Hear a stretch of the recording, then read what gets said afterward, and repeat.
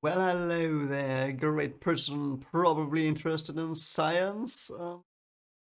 Welcome to today's special episode. So I was just gonna watch um, the video from this week for my science education videos reactions, and then this video I've got today as a little extra treat, so to speak, popped up. I just 5 minutes, but it's yeah, it's called A Better Way to Picture Atoms.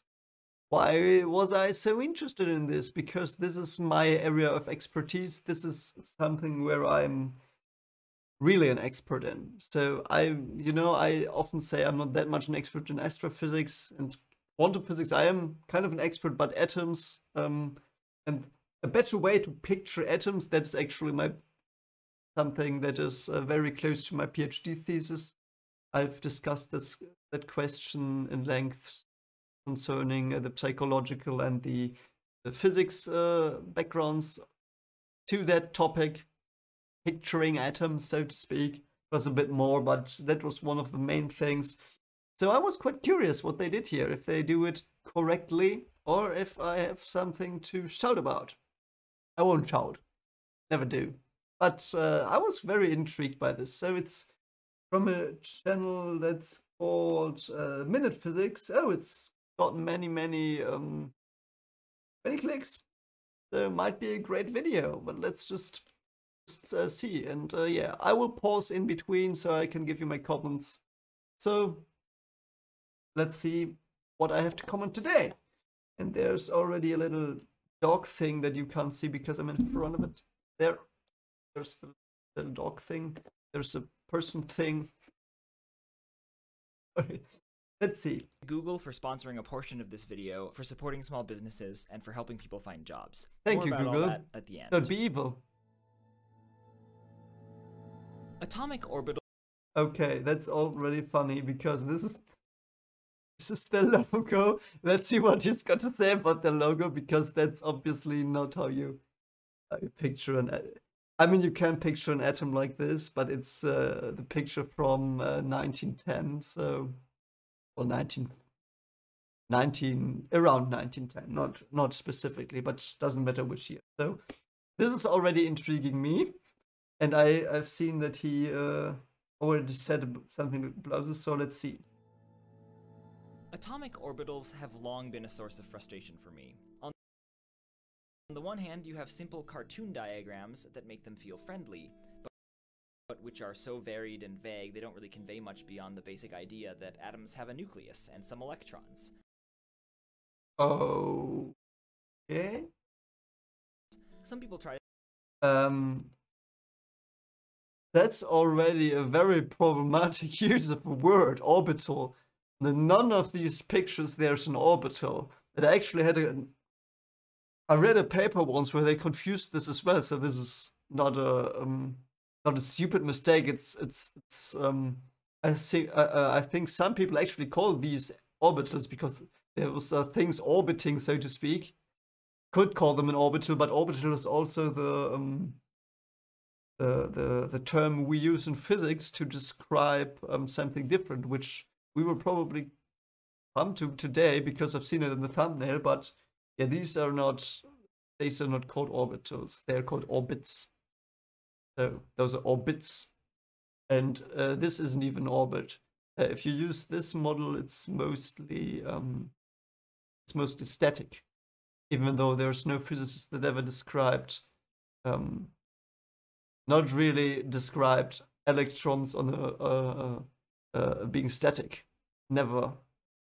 I don't think that has ever been described, because Thomson was the one who discovered electrons, and electrons have been in his mind for all his life, I think, and he was an absolutely genius man.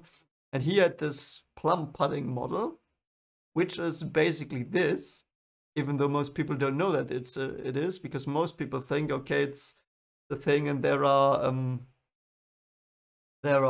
it's like a ball, and there are raisins, that's the English word, inside, and like that, it's like that, but the raisins are electrons, and the sphere, the dough is positively charged, so to speak. And even he, in his paper's called Electrons Orbiting Around. So it's not, no scientist that was developing these models has ever thought of these to be static, but in chemistry, I think there are some who think they're static or teach that they are static. Doesn't matter, but just for your information. So what do we have here? So this is classical, these are classical models. So these are probably, I mean, they have nuclei, so it's not Thomson, because Thomson would have a sphere. That's the difference. So this is Rutherford. All of these are Rutherford models.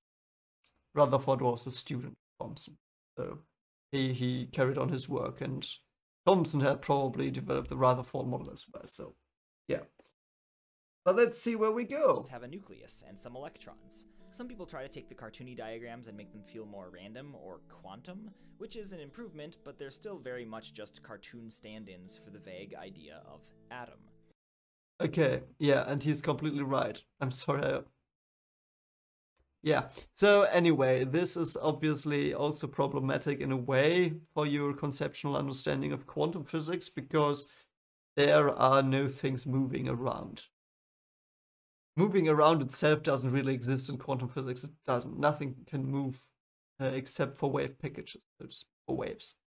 So these electrons flying around is obviously an oversimplification, which is something, and he's completely right. You might visualize it like this in your head, but it's not what we would think as to be as a scientist. On the other hand, you have atomic orbitals depicted as fuzzy clouds or balloons or rainbow donuts, which are definitely more technically accurate or technically inspired, but none of which feel like they give me a sense of what's actually going on. Like, yeah, okay, interesting. Yeah, he's absolutely right. So these are visualizations of wave functions, and you get them from the Schrödinger equation, so to speak, quantum physics. And there are many people who have the misconceptions that electrons or atoms or whatever look like this. No, electrons don't look like this, and he's probably going to say that it's like if you measure, if there was an electron in, let's say d state, in this d orbital here, this one, because I like this one a lot, because why does this have this stupid donut and these don't really do? And yeah, whatever. I can explain that, but I won't. But it's a cool explanation why that is. It's because it's coming from a standing spherical wave, and it's quite interesting stuff, but I won't talk about it here. So this, let's say this one, if something is in this d1 orbital,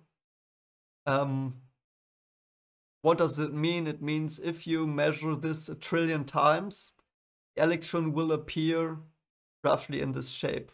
So not the electron itself, but there will be dots, and they will be distributed like this shape. But it's going to be fuzzy to the outside, so to speak. That's what it is. So it just gives you the space where, with 95% or whatever percentage you want to set, it doesn't matter, with a certain percentage where you find the electron. So if this is, let's say 95, so 95% you will find an electron somewhere in these areas that are like bodies here. But it doesn't look like that. There are people who think that electrons or atoms look like this. They don't. They don't. This is just a mathematical visualization, like a line graph. Yeah. Of what's actually going on. Like, what does this blobby thing have to do with orbiting electrons? Yeah, nothing, because electrons don't orbit. But yeah, what is going on? That's exactly right. This describes what happens, not what it looks like. So you can describe what happens with this perfectly, almost, if you take a very small atom with only a proton and one electron, whatever. But you can quite accurately describe what happens, but you don't understand how it looks by this. Because there's a problem I will come back to later. Is the electron inside it, or on the surface? Why do some of them have blobs and others donuts? And why Yeah. are some of the donuts rainbow colored? I want to know what an atom looks like, and I want that picture to actually have something to do with the nitty-gritty reality of atoms. Yeah, and that is your problem, mate. You won't. Because it's physically impossible to get a picture of an atom. I will just say this. Because it's the video. A better way to picture atoms. Yes, you can picture them. Do that. But don't assume that that's what they look. It's physically impossible because atoms are four-dimensional in space, so to speak. At least the electrons that make up the shell. Four-dimensional. And if you measure them, you will just have a part of that. So it doesn't make sense. It's like asking yourself how does an atom look is like asking yourself something like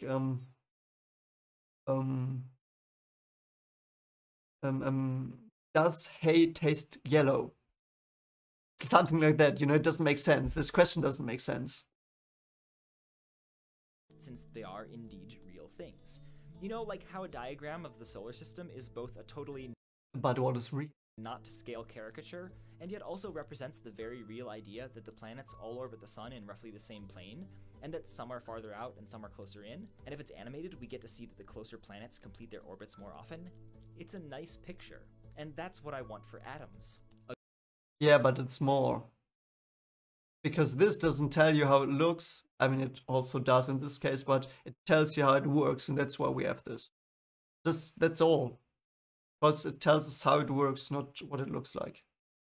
I mean, yeah, you can look at the sky and see planets, perhaps, but this is, and it's not on scale, by the way, because it would not fit the screen, but yeah, that's the thing. And he said it, he animates it, it's how it works. That's so important with models, and you can only make models in the atomic domain, because it's just more. A good picture. There are a few things I'd like that picture to get across, some of them because they're important for the physics of atoms, and some of them because they're questions my brain wants answers to. Like, where is the electron? How fast is it going? How much energy does it have? How big is this picture relative to other pictures? Of course, the wave-particle nature of quantum mechanics means some of these ideas, like the electron's position, don't translate exactly from our everyday intuition to the atomic scale. Yeah, that's a problem as well. The world you see is not the world or quantum world. So position can't measure that because it's 4D. If you measure the position, you collapse a 4D object into 3D space, so to speak, so you see like a shadow of it. Speed and angular momentum doesn't have that, because it's not a particle. Because particle you see is just the collapsed image shadow thing from the 4D space, so it doesn't have speed. Doesn't have speed. It has angular momentum. Yes, it does. But speed it's not flying around, so it doesn't have speed. Energy, yes, if you say you know it's in a bound state, and you know the state, yeah, it has a definite energy, quantized energy, and the size, yeah, that is interesting also. I've not thought about that, the size of an atom.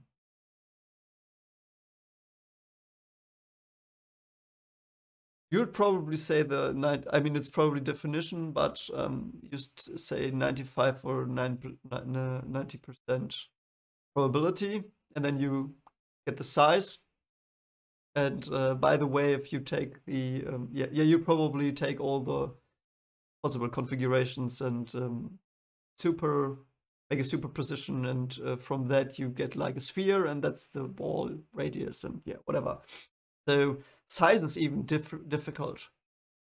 That's difficult because theoretically an atom is infinitely big, because the atomic shell is infinitely big, because there's the nucleus and then you have the electron, and there is a possibility, which is almost zero but not zero, that the electron is on the other side of the universe.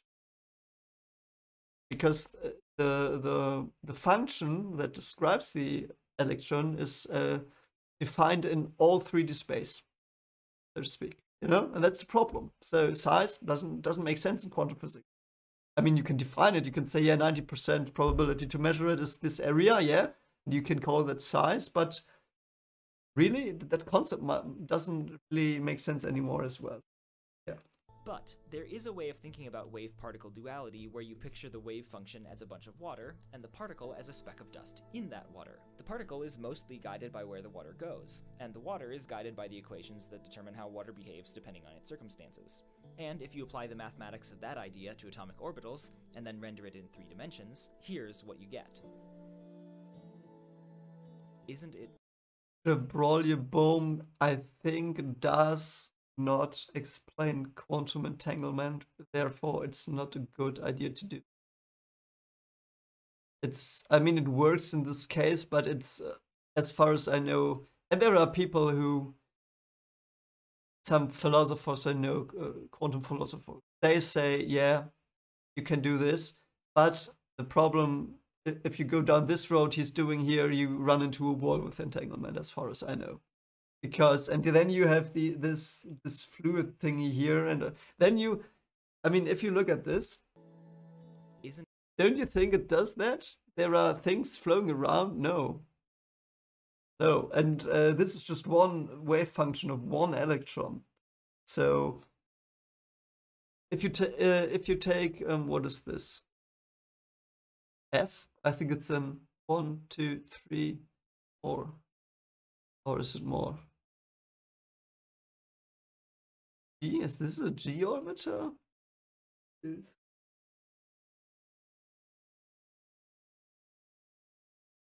got it. Got the nodal line there. No, it's F. I think it's F. So this is the visualization of one electron. One. And it's like you measure it 1 trillion times, as I said, and then you measure it in these places, and you get this pattern if you would track them in 3D space. So this is one electron measured and collapsed again and again from 4D space down. And this collapse gives the randomness, so to speak, and there you have the randomness. But it doesn't flow. It's just a momentary picture. So animating it like it flows, that's really, really, really, it is yeah. I wanted to say disingenuous, but that's not right. That's not correct. It's not. It's naive. Even though the formula behind this that you just showed were developed by great men, but this, as far as I know, and I might be wrong, but I'm pretty sure I'm not this time, you run into a wall. Isn't it beautiful? Here's another. Yeah. No, this is F. Another. So the other was G. And another. Yeah, but it doesn't help you. In fact, I made. If you imagine this, it hinders your understanding of quantum physics. And I hope he will tell us that, because these are really great pictures. I think he's what is he saying? Another. In fact, I made a bunch of these, and they're all mesmerizing and beautiful, and isn't the ground state of the hydrogen atom just so cute? And aren't the excited states so majestic? Yeah, looks cool doesn't work. I'm sorry. So you said he made them, which is actually quite impressive. If he did make these, wow, that's a great job. Absolutely great job. You did good here. Really, really did good here. That's great. I mean, from an artistic point, I absolutely love this. And I really like the depiction with the balls here. It's really good. If it wouldn't move, but the balls would change, so to speak, like if you take many, many photos and it's a bit different every time, but there were still a lot of balls. I would like that a lot more, and that would have probably been something I would have used even in teaching. But this, not so much, because it's moving. And I know the things he does, because that's behind it. It's, yeah, you can do that. But I think it's a thought trail that will get problematic very, very, very quickly if you don't pay attention, and even if you do, it runs into a wall down the line. So, yeah. But let's see what he's got to say. I'm talking too much again. There's so much structure and detail in them, I just love it. you can see patterns in the orbitals, and you can get a sense that they actually are orbitals. I mean, something is orbiting. Yeah, but it doesn't. No, it doesn't. Nothing orbits. It does nothing orbits. Oh, I hope he's gonna say it's wrong. I hope he does, because it looks so beautiful. Looks really beautiful, and it's actually so fascinating where these waves are coming from. You can actually recreate this with a soap bubble. I do this sometimes with students because you can derive all of these from soap bubbles. So it's quite exciting, and it's absolutely logical. It's if you know if you want to read up on this, Chladni figures. It's exactly like that, just in 3D. Exactly like that. So yeah. But let's see. So he's saying there are things orbiting. Let's say, let's hope he says no. It's not like. Okay, so I do have to be clear. The dots don't each represent a separate electron. The whole collection represents the wave function of a single electron, and the individual dots represent all the places that electron could be. A higher density of dots means a higher probability of the electron being. Why are they moving? Is he doing like? Are they moving wave-like? There. The bigger orbitals are the ones with higher energies, because electrons with more energy are more likely to be. Oh. I mean, it's you can do time development. I don't know if it's called that in English. And then you would have something like a periodic oscillation, so to speak. But it doesn't look like that either. So I don't know what he's doing here with the moving stuff. Yeah, why would you make them move? This is such a great thing. If this would be a plugin or an application, I would use that so much in teaching. But it's moving, which you can do, but it gives the wrong idea again. It gives the idea that something moves.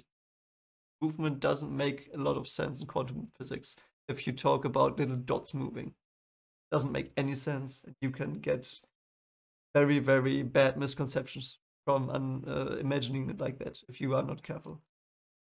Far away from the nucleus. The motion of the dots is showing the flow of the wave function, and does correspond to an extent with its actual angular momentum, though they're not electron trajectories. Unless you think Bohmian trajectories are real, in which case they really are electron trajectories. I'll let the philosophers of physics fight that one out. Yeah. But the point.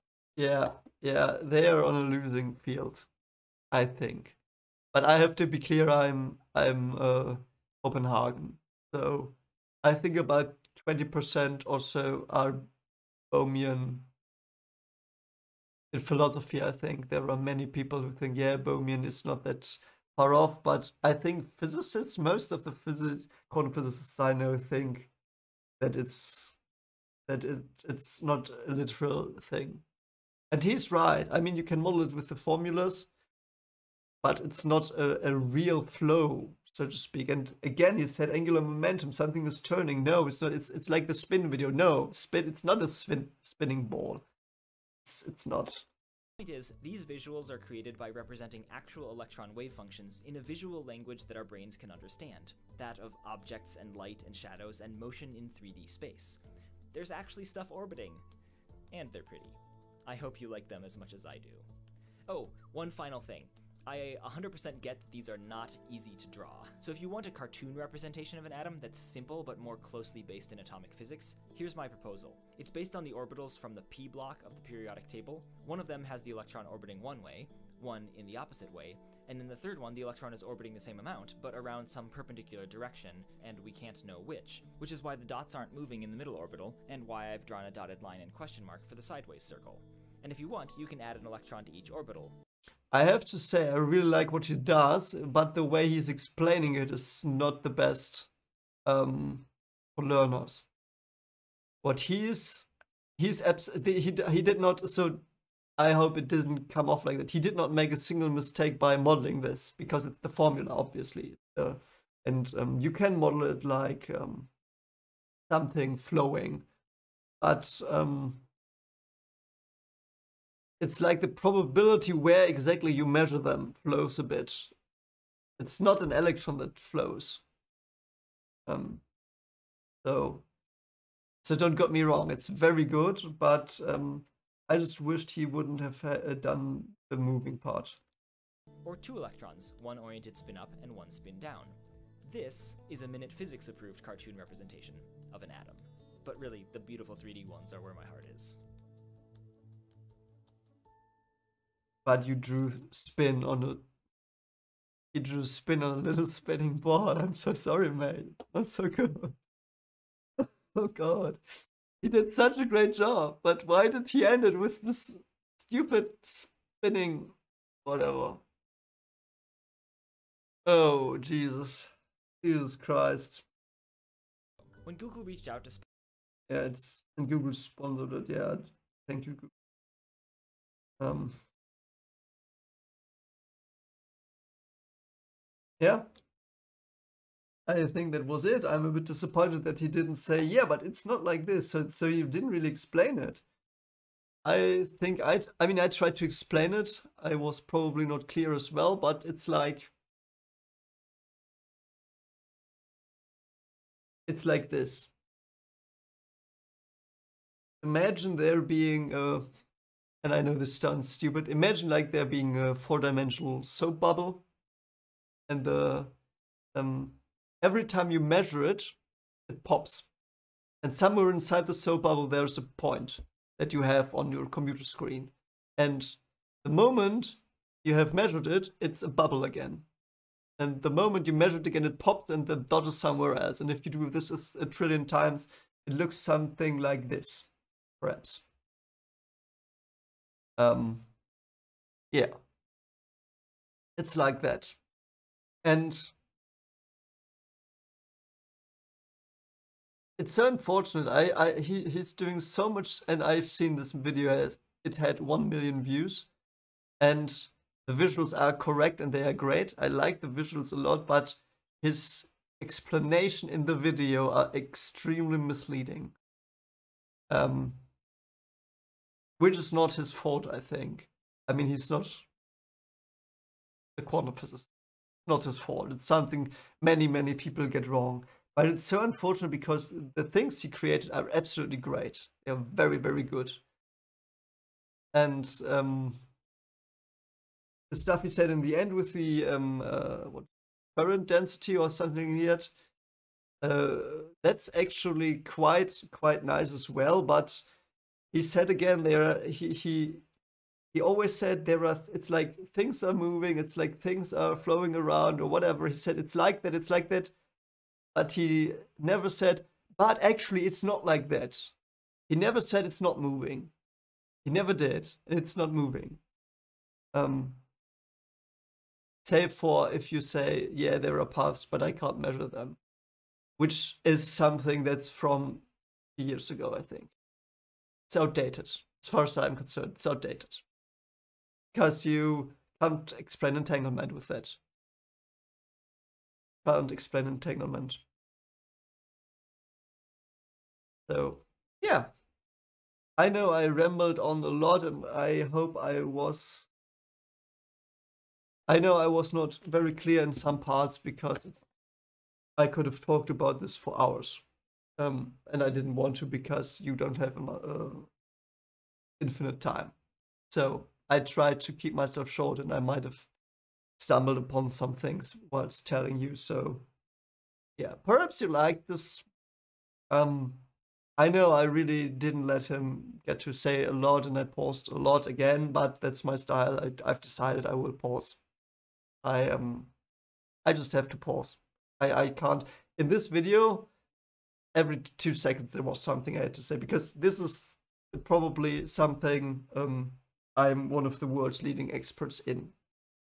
Not the mathematics behind it, but the psychology and how we explain it. Explaining this, probably, yeah.